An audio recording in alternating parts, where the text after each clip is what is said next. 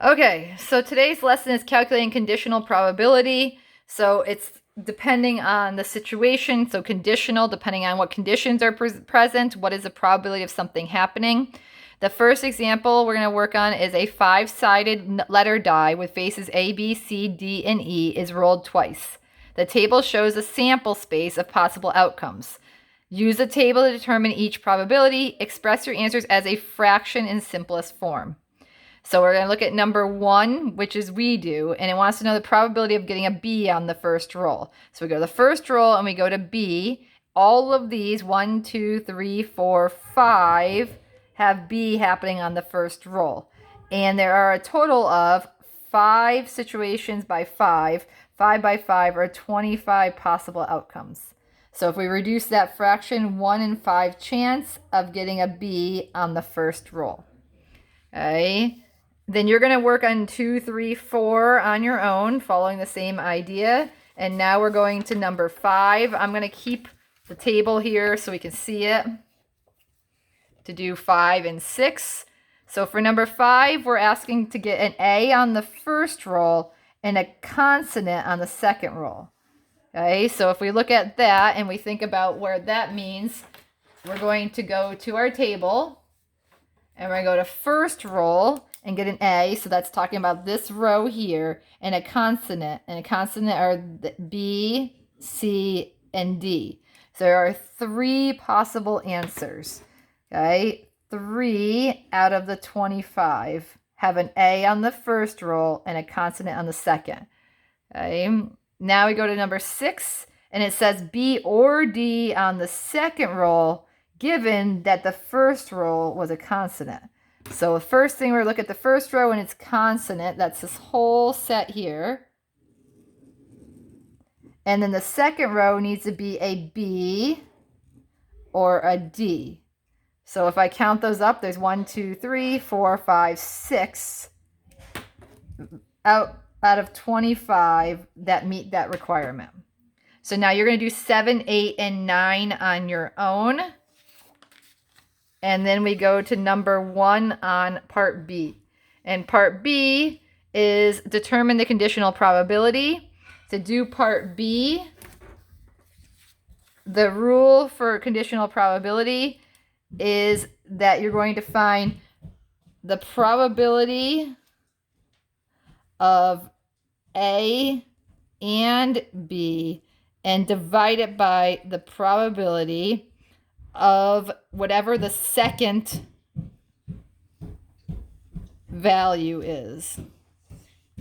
So when you see this setup P, B, A, that is stating the probability of both happening.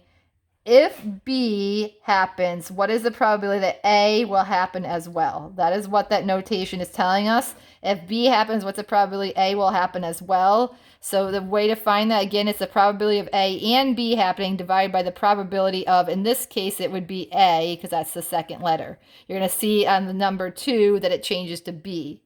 So number 1, given PA is 0.25, PB is 0.3, and the probability of A and B is 0.1.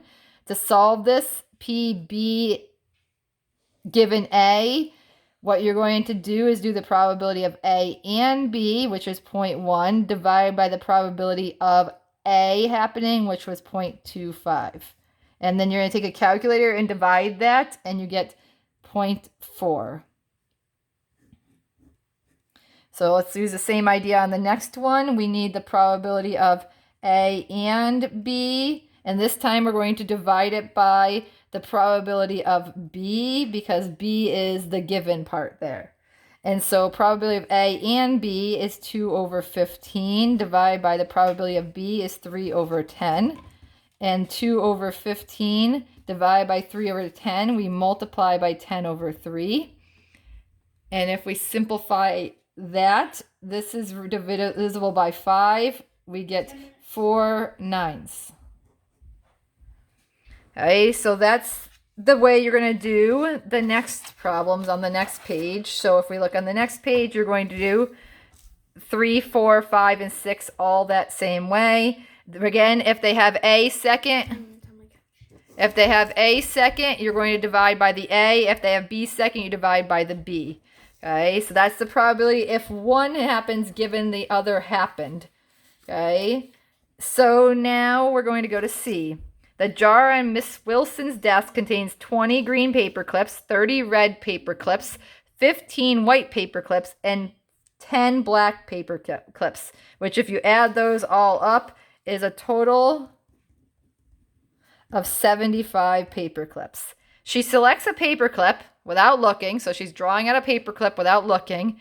She puts it to the side, so does not put it back in the desk, and she pulls out a second paper clip without looking. We're going to find the probability of these different events happening. We're going to round each answer to the nearest tenth of a percent. So we're going to make them into percents and round to the nearest tenth. So the first question says, what's the probability of getting both paper clips are red? So let's think about there are 30 red paper clips out of the 75.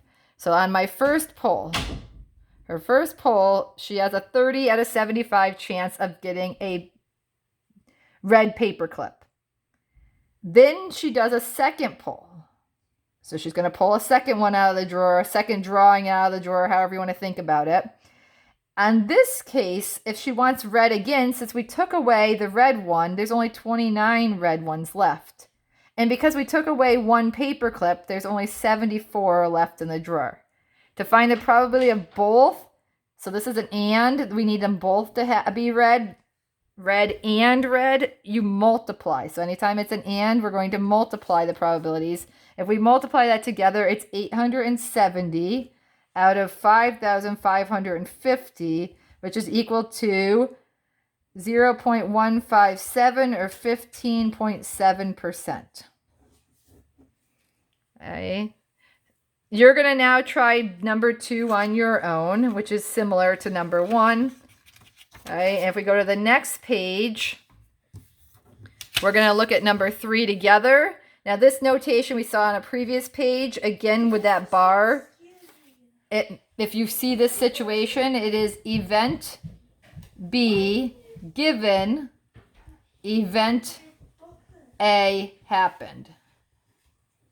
So when we look at this, we're saying, what is the probability of getting the second paper clip to be green if the first paper clip was black?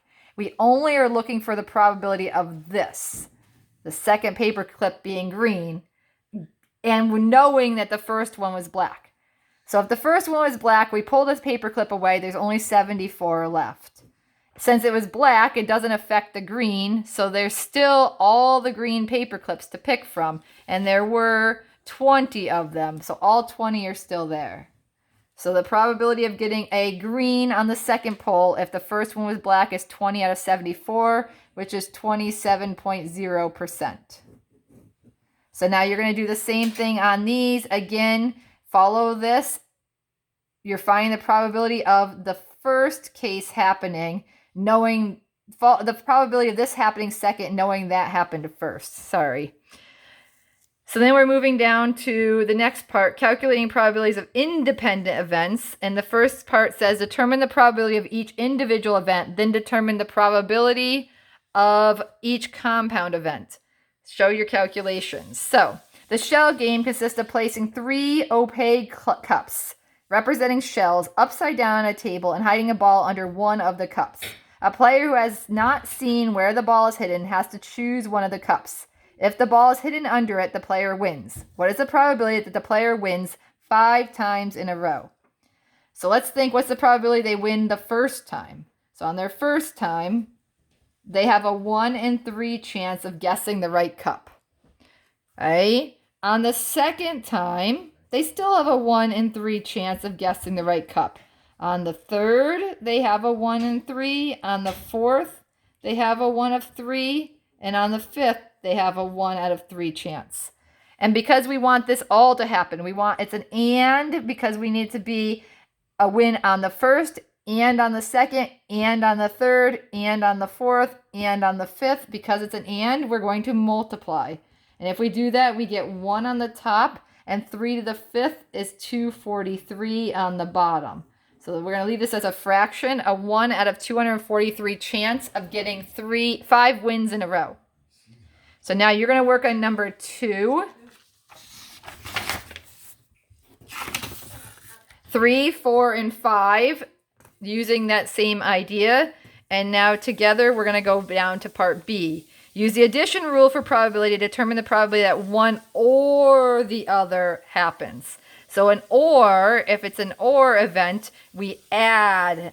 So and is multiply, or is add. So the side of a 6-sided number cube are labeled 1 to 6. You roll the cube 2 times. What is the probability that will land with a 1 facing up on the first or second roll? So let's do our first roll. For the first roll, we get a 1 out of 6 chance of getting a 1. On the second roll, we have a 1 of 6 chance getting a 1. Because it's an or, we're going to add these together. And we have a 2 out of 6, or 1/3 chance of getting a 1 on the first or second roll. So when it's an or, you add instead of multiplying. So let's turn the page. You're going to do number 2, and then we get to C, determine the probability that each compound event will occur with replacement. For these ones, you got to pay close attention to the and or the or. I put it in bold on all 3 questions. So remember, if it's an and, you're going to multiply. If it's an or, you're going to add. A box contains 25 marbles, 6 blue, 2 green, 8 red, 1 yellow, and 8 orange marbles.